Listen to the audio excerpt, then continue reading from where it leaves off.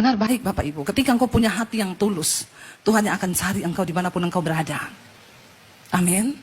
Enggak usah cari muka, enggak usah cari-cari posisi. Engkau jagai hatimu tulus, Tuhan yang cari engkau sekalipun orang berusaha menyembunyikan dirimu.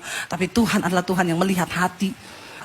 Berfirmanlah Tuhan kepada Samuel, janganlah pandang parasnya atau perawakannya yang tinggi, sebab aku telah menolaknya. Bukan yang dilihat manusia, yang dilihat Allah. Manusia melihat apa yang di depan mata, tetapi Tuhan melihat hati.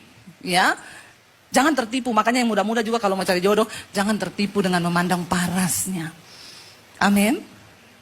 Yang pria-pria Alkitab bilang, cari jodoh itu jangan lihat hanya cantiknya, karena kecantikan itu bohong dan kemolekan itu sia-sia. Ya, cari istri itu yang nomor 1 takut Tuhan, nomor 2 rajin, nomor 3 pintar cari uang, nomor 4 bisa angkat galon. Ya, dan yang paling penting yang terakhir, kesetrum tapi tidak mati. Itu saya banget, saya. Nih ya, jadi jangan hanya melihat wajahnya, tapi lihat hatinya. Lalu kita melihat ciri-cirinya bagaimana orang itu. Kenapa sih Daud itu dikatakan saya tertarik? Kenapa ya Tuhan tuh bilang aku melihat hati? Hati seperti apa yang Daud miliki? Orang yang hatinya tulus kudus di hadapan Tuhan. Ya, engkau jalani saja hidupmu, maka Tuhan yang akan mempromosikan engkau. Bahkan sering kali kita tidak sadar, kita tidak tahu. Tapi Tuhan tidak pernah kurang cara. Lalu Daud itu santai pergi ke medan pertempuran, sampai di sana dia kaget, lihat loh. Goliat lagi menentang bangsa Israel, siapa yang berani maju? Ayo hadapi aku. Dia menghina barisan bangsa Israel. Daud berkata ini, siapa orang Filistin yang tidak bersunat ini? Beraninya dia menghina barisan Allah yang hidup. Aku akan maju melawan dia. Lalu orang bilang kepada Saul, Saul, Raja, ada yang mau lawan Goliat.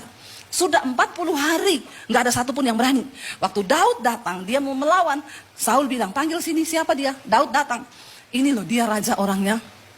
Saul lihat, Saul bilang, tidak mungkin kamu bisa mengalahkan dia. Kamu masih sangat muda. Dan dia dari dulu itu sudah pahlawan. Dia dari masa muda sudah menjadi prajurit dan berlatih berperang.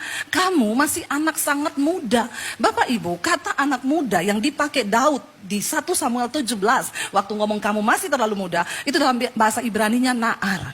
Na'ar itu menggambarkan anak-anak dari usia 8 sampai 15 tahun untuk suku Israel. Jadi Bapak Ibu bayangkan pada waktu Daud diurapi menjadi raja, dia tuh masih sekitaran umur ya paling banter tuh 15 tahun. Dia sudah menerima urapan raja. Ketika Daud menang akhirnya melawan Goliat. Goliat menantang dia, ayo maju kalau kamu berani. Akhirnya Daud maju. Saul juga bilang, ya udah majulah. Memang gak ada yang berani, kok mau apa? Ya udah maju aja. Coba aja kata Daud, siapa tahu, walau alam. Siapa tahu menang. Daud maju bawa tombak sama batu. Lalu Goliat berkata begini, hei kamu pikir saya ini anjing? Kamu datangi saya pakai batu dan tongkat? Goliat maju membawa pedang, tombak dan lembing. Lalu Daud berkata begini, engkau mendatangi aku dengan tombak, pedang dan lembing. Tapi aku mendatangi engkau dengan nama Tuhan Allahku yang akan memberikan aku kemenangan. Gak ada yang tepuk tangan loh ini jemaah. Saya ini sudah keringetan ya di sini. Ini lightingnya panas ya. Tepuk tangan dong biar saya juga semangat. Haleluya. Ya itu tanda saudara tidak mengantuk, amin.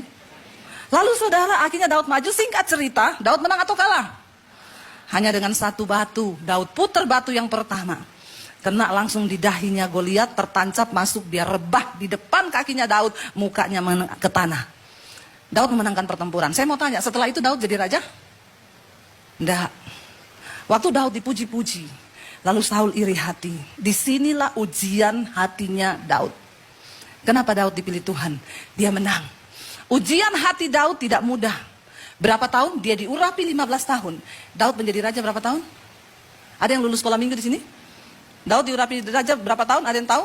Kalau ada yang tahu dapat sepeda loh di bawah. Saya nggak tahu sepedanya siapa, ambil aja itu di parkiran. Daud diurapi Tuhan pada umur 30 tahun. Saya mau tanya, 15 tahun ke 30 lama nggak? Kalau nunggu jodoh sudah ketuaan ya. 15 tahun, tapi itu ujian hatinya Daud. Tuhan bilang dia melihat hatinya.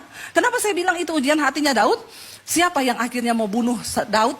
Orang yang tadinya mengeluk-elukan dia, yang tadinya memuja dia, Saul. Bangga sekali ketika Daud menyelamatkan orang Israel dari bangsa Filistin. Tapi langsung Saul iri hati. Karena semua bernyanyi, Saul membunuh beribu-ribu. Tapi Daud membunuh berlaksa-laksa. Daud adalah pahlawan yang gagah perkasa. Tiba-tiba Saul iri hati. Bapak Ibu ya, yang namanya iri hati orang kepada kita itu kita tidak bisa tahan. Ya, kita ini hidup, ya saya kemarin ngomong sama teman saya, Bu, orang itu miskin diomongin, kaya juga diomongin. Jadi daripada miskin diomongin, mending sekalian kaya diomongin, amin. Lebih enak kan, udah miskin diomongin lagi, kasihan kan. Mending sekalian kaya diomongin. Toh orang tetap ngomong, kita nggak bisa tahan mulut orang. Ya, makanya saya selalu berkata kepada jemaat, ingat ya, Tuhan ciptakan kita dua tangan. Tangan kanan dan kiri. Untuk tutup telinga kanan dan kiri. Kalau Tuhan ciptakan 3 kanan, 1 buat tampar mulut orang. Tapi karena tangan kita cuma 2, jadi tidak boleh. Amin. Jalani setiap proses. Karena iri hatinya Saul, 15 tahun Daud harus bayar itu. Dia lari saudara dari Israel. Saul menggerakkan seluruh kekuatannya. Semua prajurit disuruh bergerak untuk cari Daud. Bunuh dia. Saudara saya mau tanya, yang cari ini raja loh. Ya, yang cari ini raja loh. Bukan orang sembarangan, bukan rekan bisnis. Ya, itu ibarat kalau Jokowi bilang cari Debbie Basir. Dan seluruh tentara dikerahkan untuk cari saya. Kemana saya mau lari coba? Saudara bisa bayangkan penderitaan yang Daud alami. Di negerinya sendiri, di tanahnya sendiri, dia sudah tidak merasa aman karena sudah tidak tahu mana sahabat, mana lawan. Semua orang mau cari muka juga sama raja. Membawa kepala Saul sebagai hadiah dan akan dapat penghargaan dari raja. Saul lari ke sini, ketemu Saul lari ke sana, tapi akhirnya Daud melarikan diri ke negeri orang Filistin. Dia pikir, saya lari ajalah ke daerah musuh. Karena ketahuan orang Filistin semua musuh. Daripada di Israel, enggak tahu mana teman, mana lawan. Lebih susah mana, yo? Di tempat yang kita tahu semua memang musuh membenci kita, atau di tempat ada orang yang pura-pura manis. Kalau ketemu, halo sayang, hai say, tambah cantik ya, pret. Jangan percaya mulut manis hari-hari ini. Bilang aja pret. Banyak orang berbulu manis sekarang kan? Ya, mulutnya manis, padahal di belakang lain, di hati lain. Daud sekalianlah lari di daerah musuh. Dia lari ke daerah orang Filistin karena dia tahu Saul pasti nggak berani kejar dia ke situ. Sampai di tempat daerah orang Filistin, ternyata orang Filistin tahu ini Daud loh yang dulu bunuh Goliat, pahlawan kita. Lalu mereka seret dia dibawa ke depan Raja Akis. Raja, ini Daud yang dulu membunuh pahlawan Goliat. Daud pura-pura gila di situ. Dia ludah-ludah mukanya, penuh ludah di jenggotnya. Lalu Akis marah dan berkata, kurang orang gila kah di negeri ini? Sehingga kamu bawa orang gila ini ke sini, suruh dia keluar. Daud lolos pada waktu itu. Saudara, Saul terus mencari, Daud terus mencari. Sampai akhirnya Daud dengar, Saul dengar.